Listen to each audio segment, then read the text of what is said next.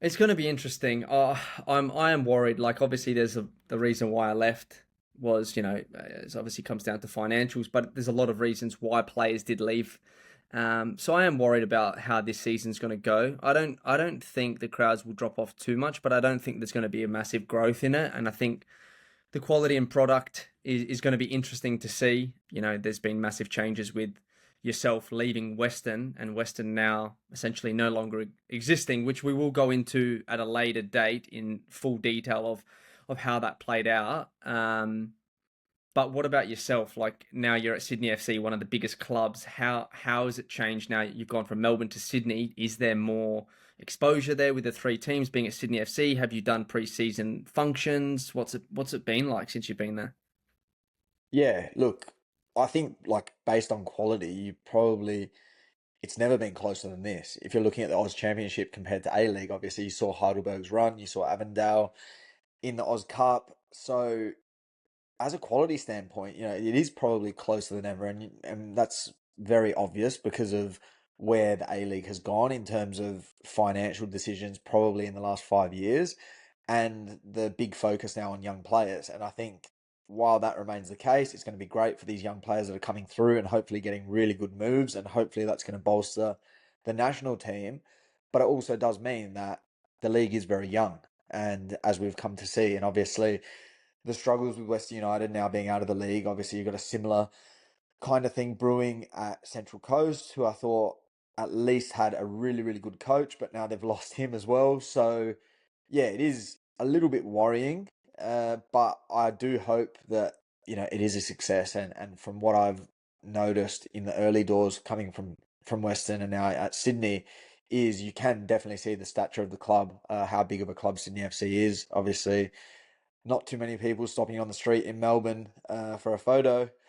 Obviously, Western United not having the biggest fan base, but just even being here in Sydney, I don't know if it's that people are more interested in football here. Even just walking around, the amount of jerseys you see, Sydney FC, Western Sydney, MacArthur jerseys, Newcastle Jets jersey. I saw the other day a guy sitting at a pub, but not just A League, English Premier League, Crystal Palace jerseys, people walking around in football jerseys. So I think there is an appetite for it, and we know that there's an appetite for it in the country. I hope that can translate, whether it's Oz Championship, it should be Oz Championship and A League, but hopefully people are getting down to their local game. We start the season at Leichhardt Oval, which the boys here have, talked up quite a lot, that it's usually a good showing there. So yeah, I'm looking forward to it. Sydney FC is definitely a massive club. Our season launch was at 7:30 a.m., which I've never had before in my whole career. There was a room of about 300 people in there. So yeah, massive club. Excited, very excited for the season. Really? Yeah, really weird. I've never Well, seen anything like it. Rock up to the Shangri-La at 7 a.m. I'm thinking, fucking hell, I just need a coffee. And I'm seeing quite a few punters like coming through the door in suits, and they were going downstairs, and that's where our function was. And I was like, oh, like, there must be something else, like a business thing on. And we walk into this room, and there's like just this massive ballroom and 300 people in there, sponsors, uh, all the partners, and you're like, fucking hell, this is the real deal. I guess everybody's so busy in Sydney, and probably the best time to do it is before work, because if you do it after work, people maybe just want to get home, or the traffic is more chaotic. So I guess it shows obviously the big teams like a Sydney FC. I'm sure West Sydney do something similar. Victory, I know, do things like that. They do have a big attraction. We just need more teams like that, because you go from that level down to a Western United, what they were, or even I guess probably a MacArthur Ball's a big difference. But you know what, it is what it is. I'm excited. I'm still excited for the season. You guys are kicking it off against Adelaide in Adelaide, so I'm obviously going to be very keenly watching that one to see how my Reds go.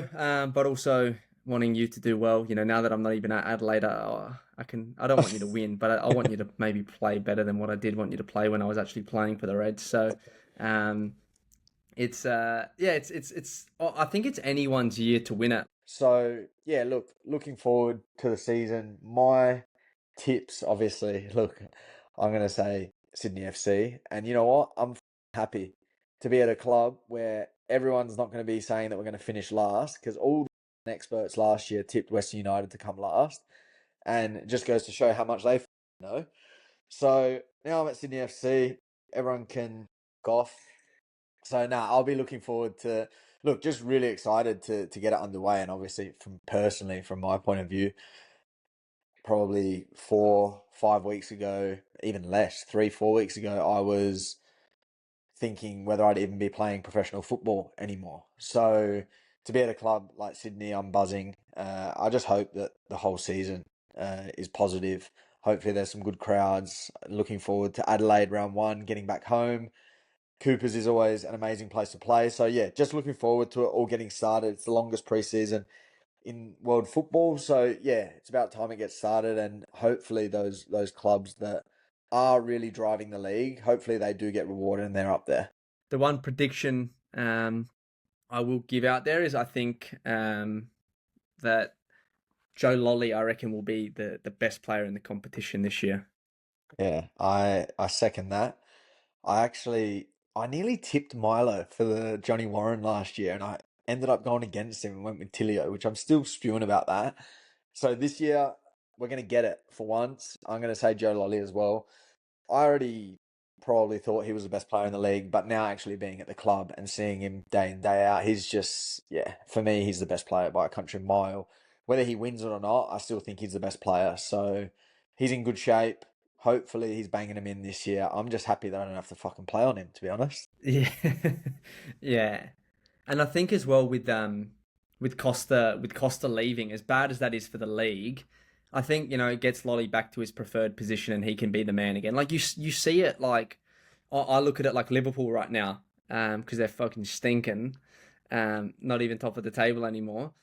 Etike, Ekatike, whatever the fuck his name is, and Isak, you have two players and they both want to be the man, and you look at like kind of the Ethique. disharmony that yeah, having good etiquette, um the disharmony that can kind of have in a group is not great. Like you almost need your standalone. Okay, he's the man here.